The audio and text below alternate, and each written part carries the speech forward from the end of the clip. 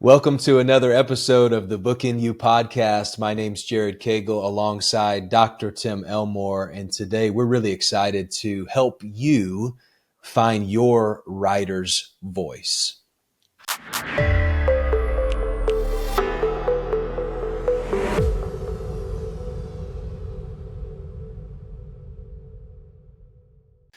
Tim, we really live in an age of copy and paste, don't we? Yes, Where we do. we're able to just take it from AI, we're able to watch a YouTube video and apply it to our own life journey and even our writing, which is a dangerous place. Yeah. This is an important topic for us today. Yeah, no doubt about it. Jared, I'll tell a real quick backstory on why I am consumed with this topic. I started working for John Maxwell right out of college. So that was more than 40 years ago. I know I look in my 20s, but I'm really not. Okay, but let's keep going here. Just kidding. So you can imagine working for John, what a wild adventure that was. But John was communicating all the time, just like he is today. And the easiest temptation for me to give into is I'll just imitate John. His style, his quirks, his this, his that. He has a Diet Coke. You know what I'm saying? It's just, let's just imitate John. If he's successful, I'll be successful. And I quickly learned in my 20s, you can certainly learn from his principles, but you got to repurpose them with your own voice and in your own style. And of course, I learned that before I got done with my 20s, but it was a lesson learned. Authors need to do the same thing. So today's episode, as you well know, Jared, is we're going to try to help these listeners find their own voice and not just copy John Maxwell, Jim Collins, Jonathan Haidt, whatever. Yeah. So don't you think, Tim, of all the hurdles that we have to get over as an author or a writer, don't you think this might be one of the biggest ones? Yeah, I do. I really do. Because when we start out, there's already people ahead of us. And we're going, I don't want to make the same mistakes. Let me just learn from them.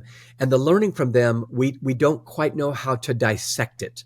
We imitate everything sometimes, not knowing that some of those personalities, styles, or quirks, or the voice they have is unique to them. And today we're going to talk about the many voices that people might have. And listeners, quite frankly, we're going to try to help you find your own voice. So you may say something similar to John Maxwell or whatever, but you're going to say it in your own style and not feel like a copy or an imitator or a poser or a pretender. Yeah.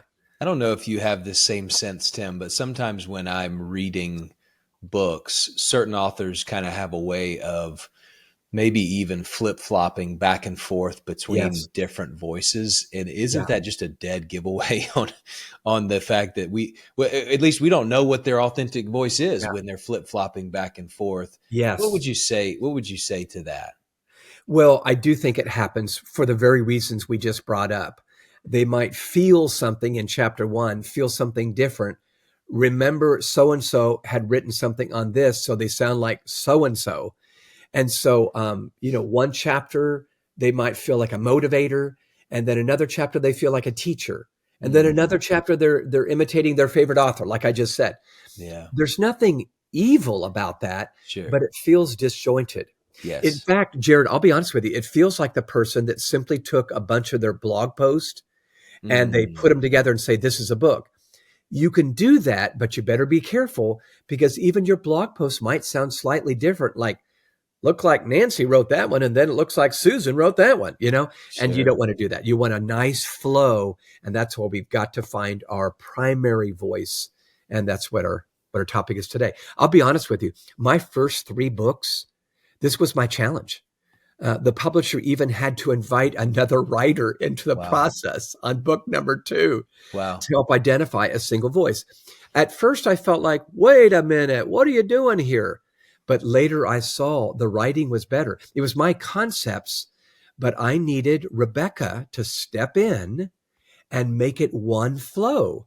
So the how was different, even though the what was quite the same. I needed the very topic we're talking about today. Very, very helpful. So let's jump into the how, Tim. Let's get practical. practical, Okay. practical. Let's get practical. We could have like a little jingle at this part of the episode. Love it. We dive into the practicality right here, and instead of let's get physical, we could cue up the jingle. Let's get practical. I don't know. There you go. Love Talk to us about how we can apply this, Tim. Well, first of all, let's give credit to where credit's due. That song was originally sung by Olivia Newton-John, not Jared Cagle. Just in case everybody knows now that that's right. Now they know you weren't the originator. But these 7 frequencies we're about to talk about come from a friend of mine, and Jared, maybe yours too. Author and pastor Erwin McManus developed this concept, and he's not the only one. There's so many people that have written on this very idea that we have different voices that are primary and secondary in our lives. So Erwin McManus has been a friend for 30 plus years. We did an event together like in the early 90s. Wow. And I was immediately impressed with this great communicator. He's written books now, but he's identified 7 frequencies that communicators may have as they share their message. And I believe this can apply to writing too. So what we're about to do, and Jared, I'll let you kind of host this, but we'd like to walk through these 7 frequencies. Listen for your own primary voice as we describe them, okay? Anyway, Jared, you want to say anything before we tee this up and go? Well, I will say also, there's a lot of assessments or tests or personality profiles, and, it's kind of a dime a dozen. What I love about this one, though, is it is very specific to communication and can be applied to not only verbal communication, but also written. And so as I'm going through and digging into each of these, I think it's going to be very helpful for our listeners today, Tim. Good. So if you're taking notes, listeners, I'm about to give you 7 terms to jot down or make mental notes of. If you're driving, just make mental notes. Okay. All right. So here's voice number 1, not in any particular order. The first frequency is the motivator. The motivator. And just by hearing that word, you can already assume what I'm about to describe. These people inspire and encourage. Whenever they write, whenever they speak, you just hear them inspiring and encouraging. Now, Jared, you and I both know this is John Maxwell. Yeah. If you listen to John or read John, regardless of the fact that he may be talking about a number of different subjects, you're going to leave motivated. He's been called a motivational speaker more than anything else. Now, I've noticed, and you have too, Jared, John prefers the term motivational teacher because he wants to equip people. And he does. He exhorts and equips, but he's an exhorter.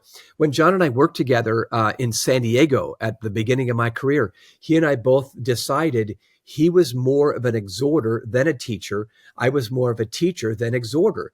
Neither was better, but you just need to know. John's whole style is always going to be challenging you and encouraging you. You can do it. You can do it. You can do it. Right. So he doesn't try to go too deep in research or data. That's somebody else. But he gets to the point and he offers action. That's the motivator. He always offers action, which is a key piece to this, right? Yeah. There's people that have this, this desire to not only get their message across, but have their audience do something with that message. And John bleeds that through and through. So I do agree that this fits him, and it may fit you out there. It's someone that is gifted to motivate, to inspire, but to inspire towards action is a key part of this one. That's so true. Good. All right. Number 2. The second frequency is the challenger. Mm-hmm. The challenger. So this is a second cousin to the motivator, but they're a little different. They call out or call up people. Okay. So they're certainly going to motivate, but their whole style is a little more stern, maybe a little bit more get up off your bottom and do something there, buddy. That sort of thing. So this writer is going to interrupt your comfort. Yeah. That's the best way I can describe them. They'll challenge what you're currently doing, maybe currently thinking. I think of Malcolm Gladwell when I think about this. He's often this kind of writer. He presents a case for why you should think differently.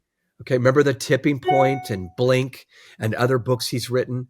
I believe Adam Grant is another one, the professor at the University of Pennsylvania. He's so popular. He's in organizational psychology. He does this very well too. They dare you to change, and they challenge you to rethink your assumptions that you had before. Yeah. Yeah, yeah. No, those are great examples, Tim. I don't know, there are probably several people out there that don't want to be considered this, that are listening Yeah. to us right now. But there is good ways to be a challenger, and Yes. Yeah. maybe we can come back around that here in a little bit. But let's keep Yeah. moving through the list. No, I love it. That's so true. And let me just volley back real quick on that. Okay. I think that if you are a challenger and you go, oh, I don't know if I want that reputation, let me remind you, we need challengers. Yeah. We experience the law of atrophy. We slip down to the level of least resistance, the level of least perseverance, the comfortable, the familiar. The challenger is the one that comes along, stirs things up, makes us feel discomfort, and they challenge the status quo. We need that. So Sure. Don't shy away from it if that's kind of what you tend to do. Yeah. All right. Number three is the healer. The healer.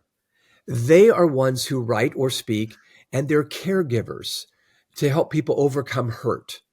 And this crowd has grown over the last 25 years as anxiety has gotten bigger and mental health issues gotten bigger. And we've realized there's a market for caregiving and healing. And I'm not saying there wasn't 50 years ago, but there was less of a market. You just didn't even talk about such things unless you're a psychologist. But the healer is the one that puts words on paper, and they want to comfort, not cause you to be uncomfortable like the challenger does. Okay. I think of Oprah Winfrey. She's written best-selling books. We remember Oprah from television and movies, but Oprah Winfrey is almost always bringing healing to someone who has grieved or been in pain. Brene Brown at the University of Houston. Brene Brown has written best-selling books on vulnerability and transparency and oh my gosh, handling emotions like shame or guilt. So their words ultimately are purpose for helping someone in need, someone who feels shame or pain or blame. And their words feel like a shepherd guiding and caring for the reader. Their words feel like a healing balm or an ointment. And that's why you go to them. So that's the healer. Yeah, I think of another one that you may not have at the top of your list as a healer, but Mel Robbins is someone who's come really around. She kind of comes from a challenger's tone from time to time, but her message is always leading people to healing. And that's a powerful tool and also gifting that she and others share. Tim, the fourth one on the list that we're looking at here is commander. Commanders direct and demand. You want to kind of color this one in for us a little bit more? This is the most staunch and stern one of the list, at least so far. But you mentioned Mel Robbins real quick. I just got to thinking. So while the healer is kind of like a nurse, let's say, Mel Robbins might be that stern nurse, who gives you your shot and says, this is good for you. This is good for you, So that reminds me of something. You may have more than one voice. And Mel Robbins might be the challenger healer, And so you're not limited to one, but you're going to have maybe a couple of flavors that come naturally. The commander, this author or communicator comes across clear and firm. It's almost like a military commander in front of a troop that's about to go into battle, and they're saying, here's what you need to know, okay? So their words offer direction and may even feel a little bit demanding of their readers, okay? This is a certain strong personality. In some ways, I think Craig Groeschel can come across this way. If you've read his books or heard him speak, Craig, man, there's no doubt about it, what he wants me to do here. He's an author and pastor in Edmond, Oklahoma. He's tough but helpful, and that's what the commander tends to be. A little more stern than the healer.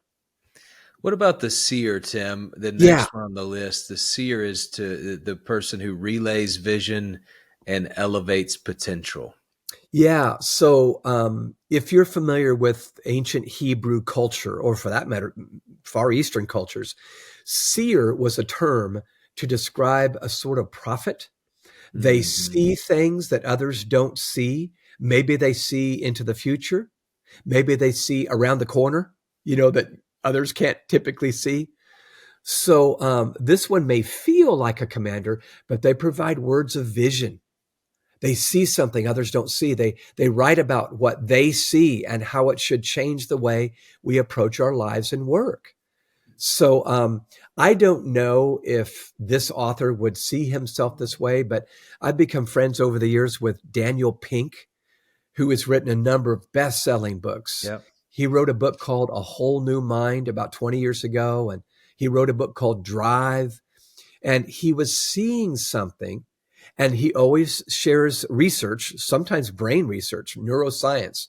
So he'll say, in the fMRI scans, here's what we find out about the brain. Here's what you should do. I see this. Let me help you. So they see it first, then they help you see it. And their book is about helping you see things. So it's really necessary. I think this is relegated to a smaller percentage. Agreed. You can't just make it up. I am a prophet or I am a Yeah. seer.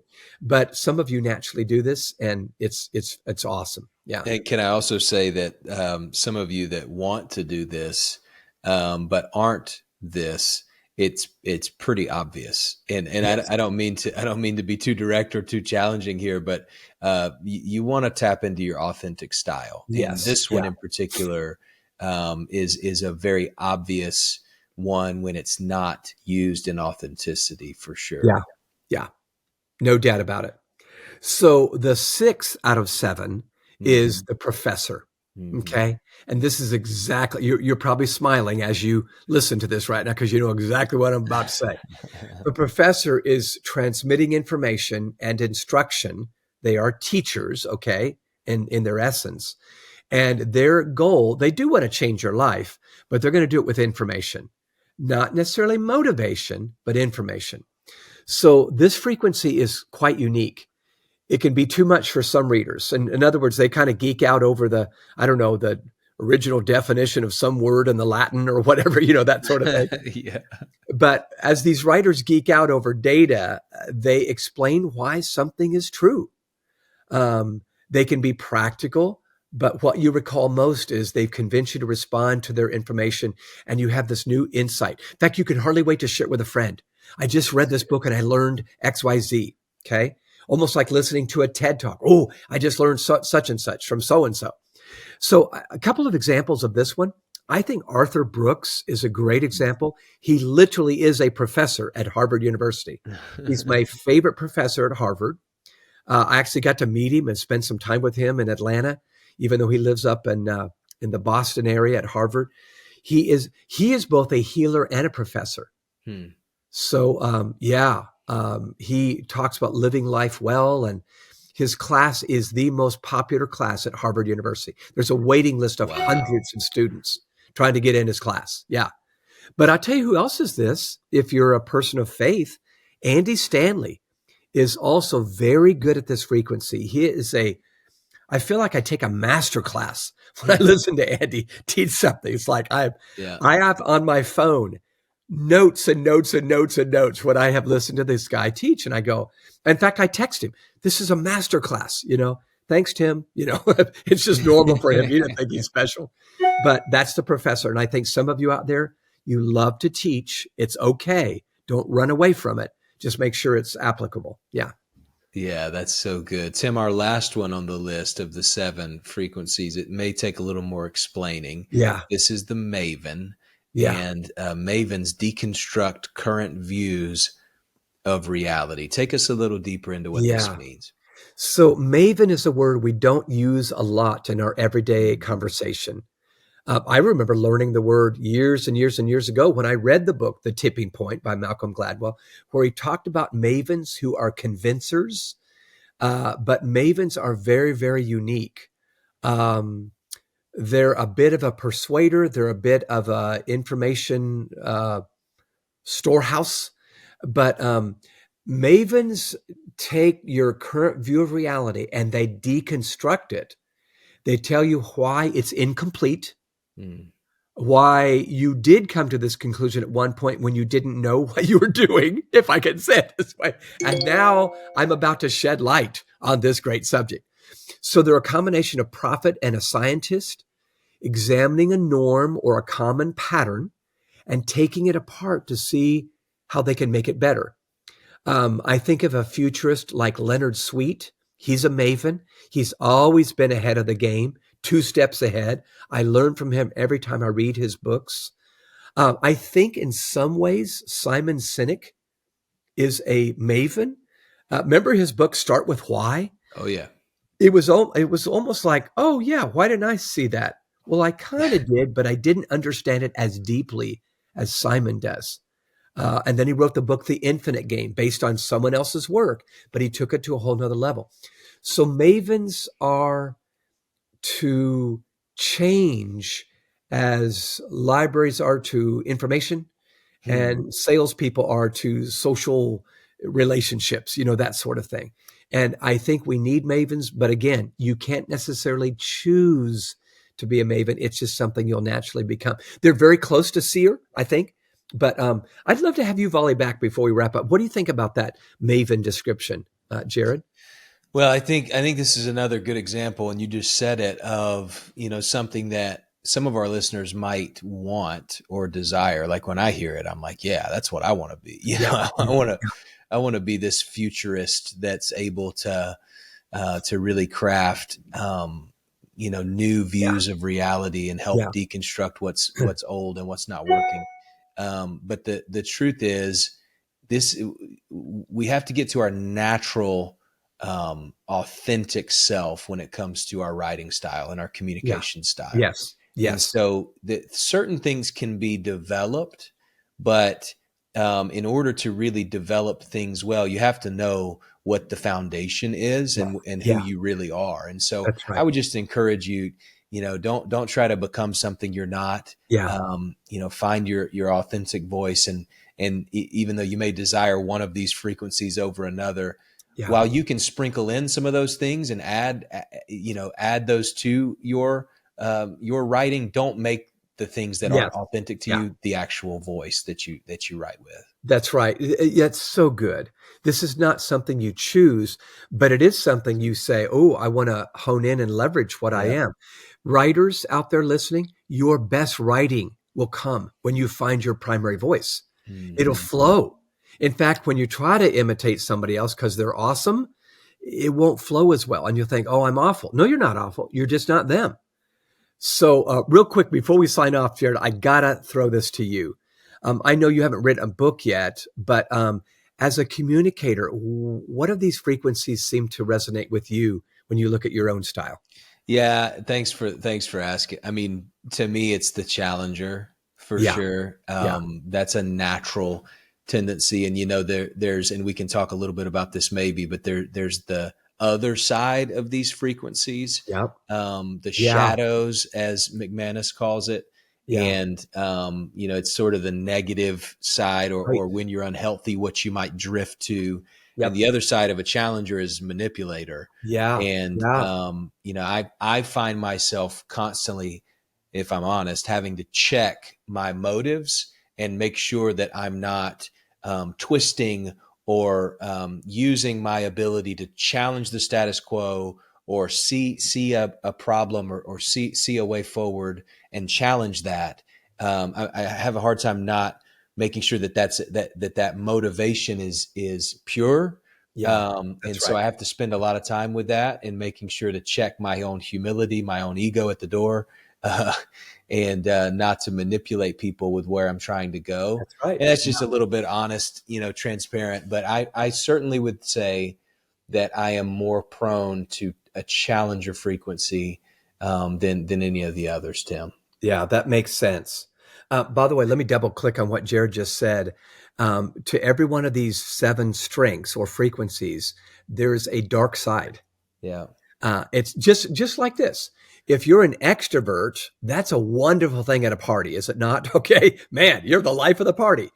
Extroverts have to watch out for, I need to make sure I have solitude time. and I need to stop talking and start listening. Sometimes I'm being silly here, but you see what I'm saying. There's a strength and a weakness.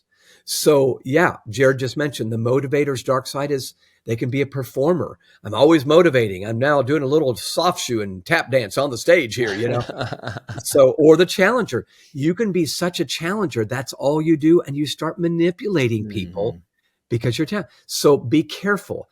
Everyone needs balance. Introverts and extroverts, pessimists and optimists. We all need balance. And that's really the balance for that. Jared, I would say for me, when I look at these 7 frequencies, I tend to be, I think a motivator, professor, seer in a combo. I mean, I have no doubt that you gave yourself a combo here, Tim. I just well, have no. Because I geek out and I like to motivate, and maybe I'm completely wrong there. No. But as I mentioned before, I try to be pracademic, so that's practical and research based. Yeah. I just think that's the way of the future. We need to have some data and then share a step. But I think that's how we need to be. And I would affirm that, in your writing, I think back as I've been following you the last 10 years, certainly all 3 of those show up very clearly in your style. You're always looking for, what's the better way forward, and how do I motivate and teach as well, people to move in that direction. So I would affirm that, you're just one of those blessed individuals, Tim. You get 3 of the 7 frequencies. Maybe I'm have multiple personality disorder or something like that. Schizophrenic. I don't know. I'm sorry. I shouldn't be joking about that, but you're kind. I think I'm learning still, but boy, when I find my zone, that's when I do my best writing. And listeners, that's exactly what we wish for you. We do. We want you to be able to find your zone as well. Your authentic writing voice is key to you producing the type of work that you are out to produce. Authors, aspiring authors, we do this for you. If this is helpful for you, we want to know about it. Like, subscribe, maybe share this episode with a friend. Let us know if there's a topic that you'd like for us to cover. Tim and I are excited to bring tools that are helpful to you along the way on your writing process. We're so grateful for you. Thanks for joining us again. Until next time, remember, the world needs the book in you.